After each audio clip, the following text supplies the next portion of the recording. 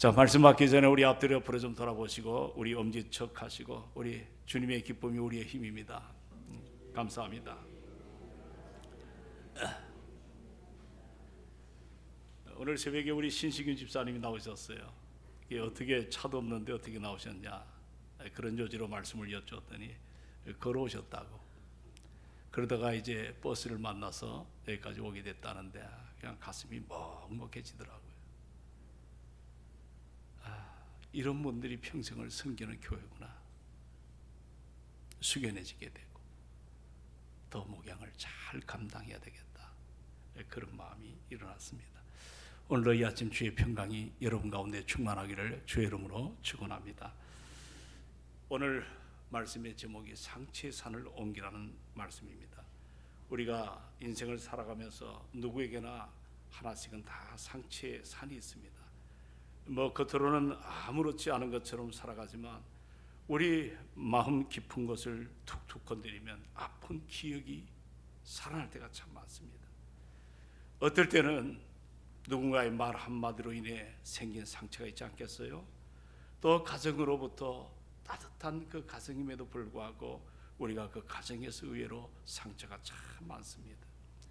또 은혜 받고 우리가 구원받았지만 신앙생활 하다 보면 이렇게 사역의 현장에서 주의 일을 하다가 겪는 어떻게 보면 오해가 일어날 때가 있고 또 여러 가지로 마음에 서운한 감정이 내 심령 안에 상처로 그렇게 아픔의 흔적을 남길 때가 참 많습니다.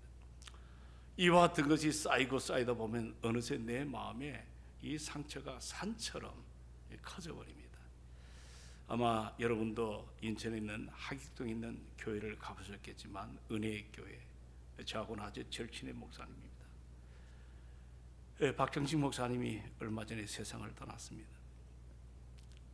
저하고 나이가 동갑인데 목회 과로하다가 그렇게 깨어나지 못하고 세상을 떠났습니다.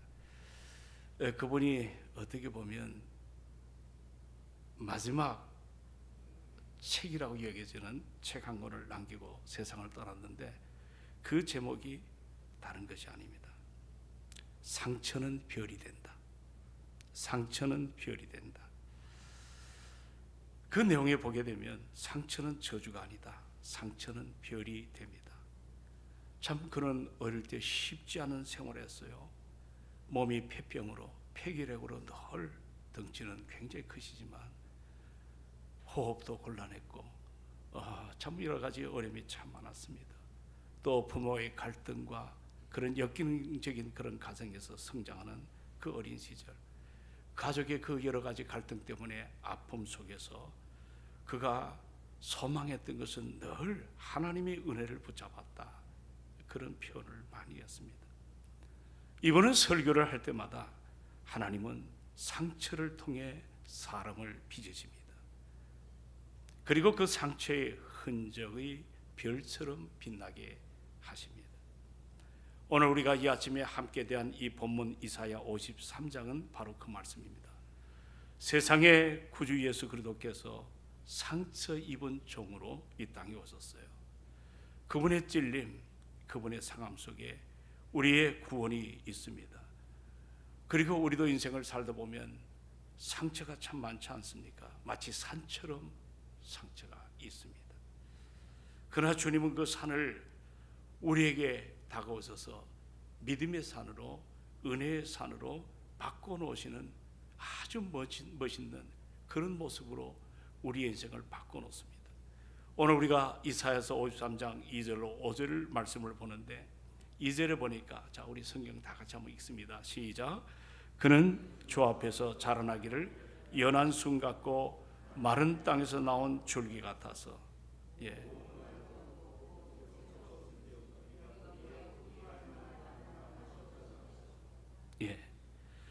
그는 주 앞에서 자라나기를 연한 순 같고 마른 땅에 나온 줄기 같다.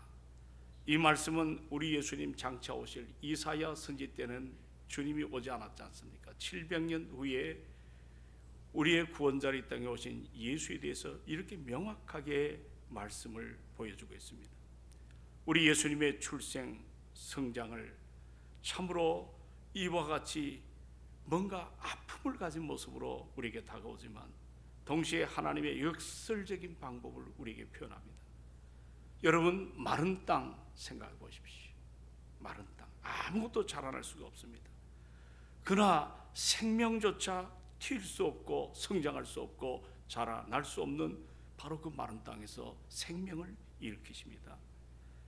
내 사랑하는 친구 박정식 목사도 그랬습니다. 자기를 자주 표현합니다. 나는 마른 땅 같은 사람이야. 마른 땅 같은 사람이야. 자신 자랑할 것도 없고 뭐 유능한 대학을 나온 것도 아니고 유능한 신학교를 나온 것도 아닙니다. 늘 부족한 부분 많았지만 저 빈 들판 위에 하나님의 은혜가 싹떴다는, 우리도 마찬가지입니다.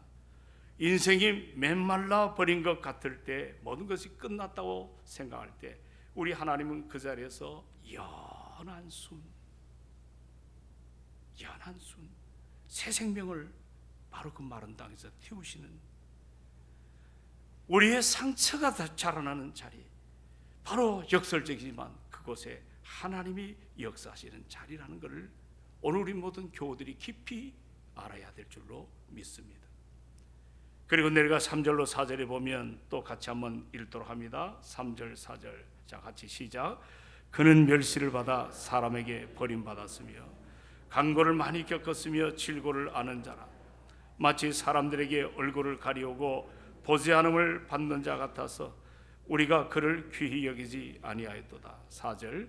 그는 실로 우리의 질고를 지고 우리의 슬픔을 당하였거늘 우리는 생각하기를 그는 징벌을 받아 하나님께 맞으며 고난을 당한다 하였노라. 여기 보면 우리 주님이 이 땅에 오실 때 모습이 잘 나타나고 있지 않습니까? 멸시하다. 만왕의 왕으로 이 땅에 오셨어요. 우리의 구원자로 오셨어요. 그러나 사람들은 그 소중함을 몰라요. 가볍게 여깁니다. 얼마나 무시를 많이 당했겠어요. 예수님을 가치가 없다고 판단하는, 우리 예수님을 존중하지 않았다. 그게 멸시라는 뜻입니다. 세상의 눈에는 메시아가 보잘것없고 한마디로 말하면 실패자처럼 보이겠다는 것입니다. 그의 외형, 그의 배경, 고난받는 모습이 세상, 세속적인 기준으로 바라볼 때는 이것이 영광스럽지 않았기 때문에 사람들은 예수님을 존귀하게 여기지 않았다는 겁니다. 오히려 가치 없는 그런 존재로 취급을 했습니다. 오늘 우리가 전도 쉽지 않잖아요.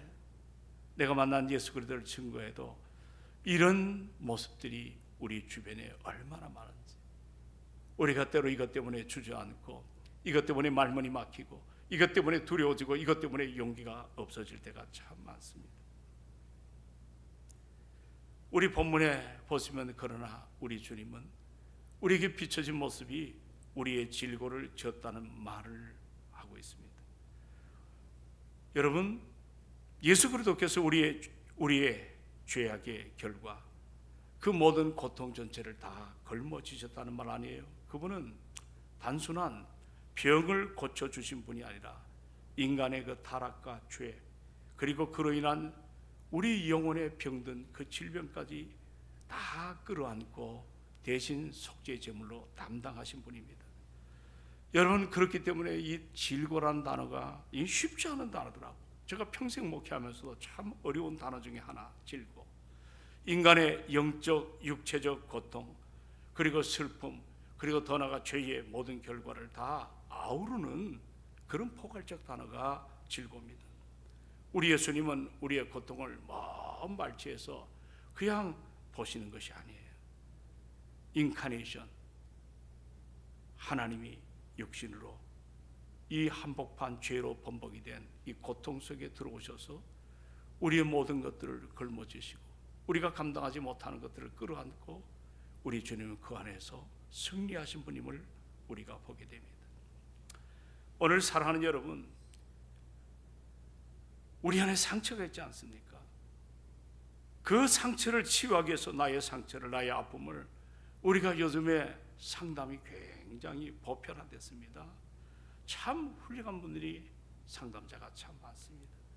우리가 내담자가 되어서 때로 전문가나 이와 같은 상담자에게 찾아가 내 말 못할 깊은 상처를 끄집어내요. 그렇게 끄집어낼 때가 있습니다. 그러나 참 조심할 것이 하나 있더라고. 여러분, 상처는 아무에게나 꺼내놓아서는 안 됩니다. 사람들이 여러분의 상처를 이해할 것 같지만 우리가 죄성을 지녔기 때문에 그렇지가 않아요. 게다가 들었을 때 그랬구나, 아휴 얼마나 너 힘들었니? 그리고 같이 울어줍니다. 참 그까지는 저분이 내 마음을 다 알아주는 것 같은데 이내 뒤에서 다른 말이 들려집니다. 저런 사람이네. 나 저런 줄 몰랐어. 사람들이 입을 삐죽삐죽거리며 나를 희한하게 만들어버립니다. 그리고 얼마 안 가서 내가 쏟아놓았던 상처가 몇십 배 증폭이 되어서 이것이 돌아다니는 거예요. 다시 나를 또 상처로 무너뜨리게 하고 사람과의 관계가 점점 멀어지게 하는 내 삶의 비수가 됩니다.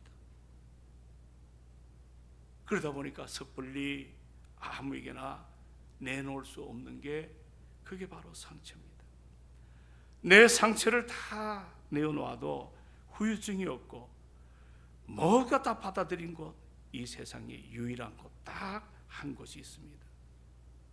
난 오늘 이것을 여러분에게 소개하고 싶습니다. 바로 그것이 어디냐 하면 십자가입니다. 십자가 아래입니다. 우리 예수님은 십자가 밑에서 상처를 다 쏟아놓는 사람들에게 그래, 내가 너의 상처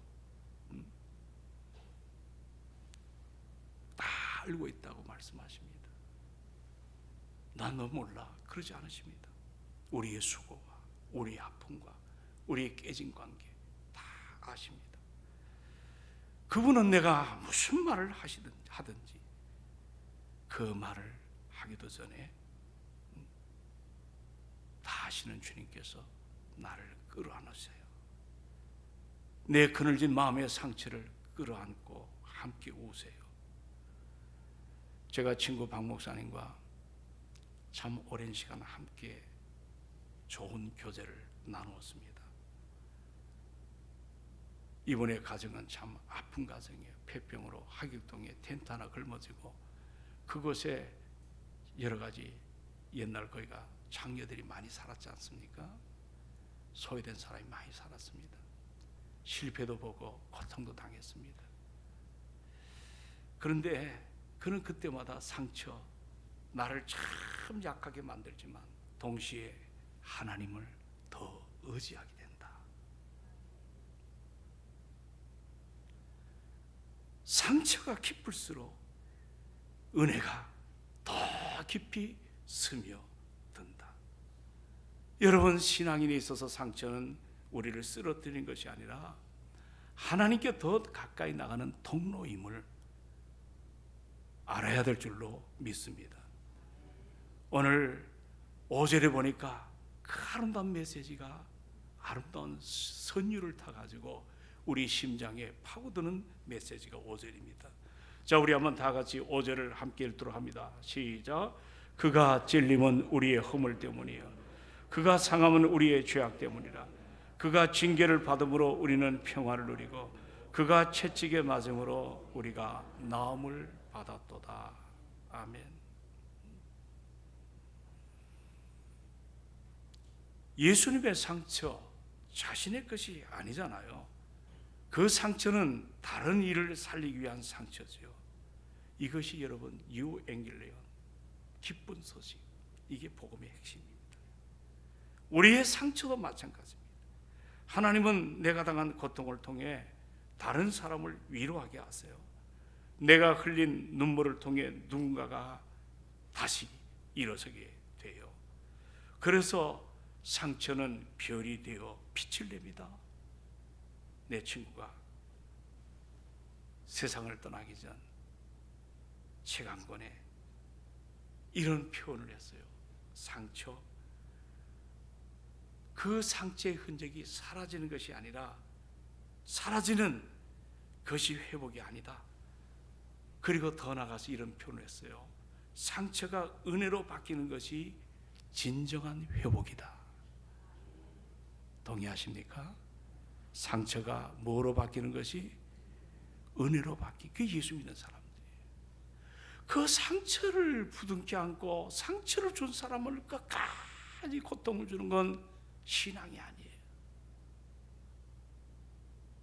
큰 진정 용서가 뭔지를 모르는 사람들이에요. 우리가 실수할 수 있어요. 상처 때문에 아파할 수 있어요. 얘기할 수 있어요. 그러나 문득 내가 이래서는 안 된다.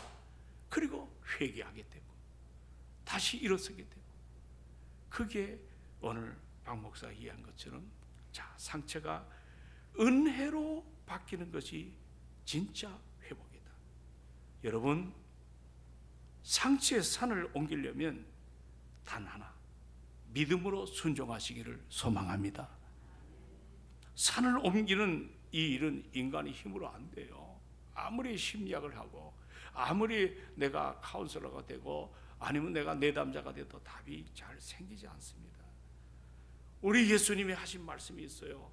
믿음이 겨자씨 하나만큼 있어도 이 산을 옮기라 하면 옮겨진다. 할렐루야.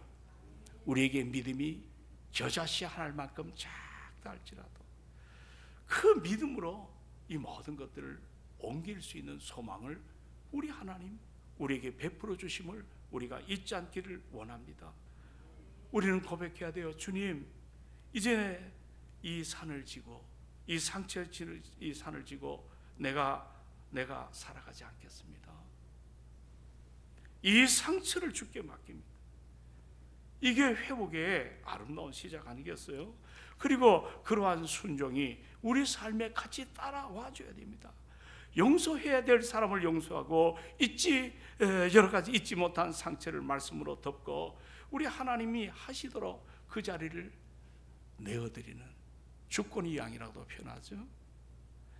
오늘 저는 성경을 보면서 이런 결론을 하나 내고 싶습니다. 성경에 보면 우리 예수님이 이 땅에 오셔서 상처로 괴로워하는 사람들을 다 만나잖아요. 그 가운데 수가성 여인의 사건은 정말 상처가 별이 되는 멋진 장면입니다. 여러분, 이 수가성 여인은 참 외로운 여인이었어요. 이 자매는 낮 12시에 아무도 나오지 않는 뜨거운 시간에 혼자 우물가로 나옵니다. 왜냐하면 사람들의 눈 피하고 싶었기 때문입니다. 사람들이 뭔가 자기에게 이상한 말 하는 것 같이 들립니다. 수군거려요. 비난, 실패한 5번의 결혼이 있습니다. 그리고 지금 함께 사는 남편조차 남편이 아닌 지금의 현실. 그녀는 한마디로 말하면 상처투성인 여인이었어요. 그녀는 그 상처 누가 알아주지 않아도 그냥 묵묵하게 그 상처를 안고 살아갑니다. 겉으로는 아무렇지 않은, 오히려 내면을 감추기 위해서 외향적으로 더 강한 사람들이 있어요. 그게 자존심일 수가 있고 자기 내면을 갖추는. 그러나 속에는 그 상처가 크면 클수록 자기 방어 기제가 일어나는 그게 수가 여인이었어요. 어느 날 주님이 우물가로 찾아왔어요. 그녀가 예수님을 찾아간 게 아니잖아요. 주님이 먼저 그 상처의 여인을 찾아오셨습니다. 그리고 말씀합니다. 이 물을 마시는 자마다 다시 목마르지만 내가 주는 물을 마시는 자는 영원히 목마르지 아니하리니. 주님은 지금 말씀합니다. 너의 상처 내가 알고 지금 내가 너의 상처와 아픔을, 너는 이것을 인간관계 또는 세상 물로 목마름을 채우려 하지만 이제는 내가 주는 생수로 너의 상처 채워 회복으로 이끌어 가시겠다는 겁니다. 여인은 자신의 상처의 산을 주님 앞에 내려놓습니다. 예수님은 그 상처를 외면하지 않고 오히려 그 상처의 산을 끌어내리지 않습니까? 내가 한다는 거요. 너의 실패, 너의 외로움 내가 한다는 거요. 그 순간 그 수가 그 야고의 물가에 놀라운 역사가 일어나지 않습니까? 예. 이 여인이 갑자기 지고 물동이를 내동댕칩니다. 산 아래로 내려갑니다. 자기에게 상처 준 숱한 사람들에게 내가 행한 모든 일을 말하니 그분을 와서 보라고 얘기합니다. 오늘 이 여인은 상처가 치유되었습니다. 복음, 상처가 치유된 사람들이 할 수 있는 일입니다. 복음, 이 기쁜 소식을 내가 먼저 체험을 해야 될 줄로 믿습니다. 왜 두려워해요? 왜 힘들어요? 내가 이 복음의 기쁜 소식이 잘 정착되지 않았기 때문에, 내 안에 내 자신도 추스리지 못하는 상처를 안고 어떻게 남에게 증거할 수 있겠어? 우리는 오늘 이 아침에, 자, 혹시 여러분 가운데도 지울 수 없는 상처가 있나요? 그 상처 때문에 신앙이 멈춰버렸어요. 마음이 메말라 있진 않습니까? 우리 예수님은 바로 지금 이 자리에 여러분 곁에 서 계심을 믿으시기 바랍니다. 그분은 말씀합니다. 내가 주는 물, 네 안에 영원히 솟아나는 생수가 되리라고 말씀하십니다. 오늘 우리 예수님은 내 상처를 만져주시기를 원하십니다. 여러분의 메마름을 하나하나 물된 동사로 채워가시기를 원하십니다. 우리가 전도 중요합니다. 그러나 내 자신이 치료를 받아야 됩니다. 내 자신의 상처를 다 십자가 앞에 내던지고 우리가 새로운 마음으로 그 구원의 기쁜 소식을 내가 가지고 여러분이 준비한 배신자를 감당하십시오. 은혜 앞에 내가 만난 예수, 말이 어느래도 괜찮아요. 성령이 함께 하시기 때문에 그런 모습으로 한 생명 주 앞으로 인도하는 우리가 되기를 주의 이름으로 축원을 드립니다. 우리 찬양 한 장 하시고 기도하는 시간을 갖습니다. 41페이지, 옛날에 우리 교회 지구촌 교회 지금 보스턴에 있습니다. 유영익 목사님이라고 오셨습니다. 이동훈 목사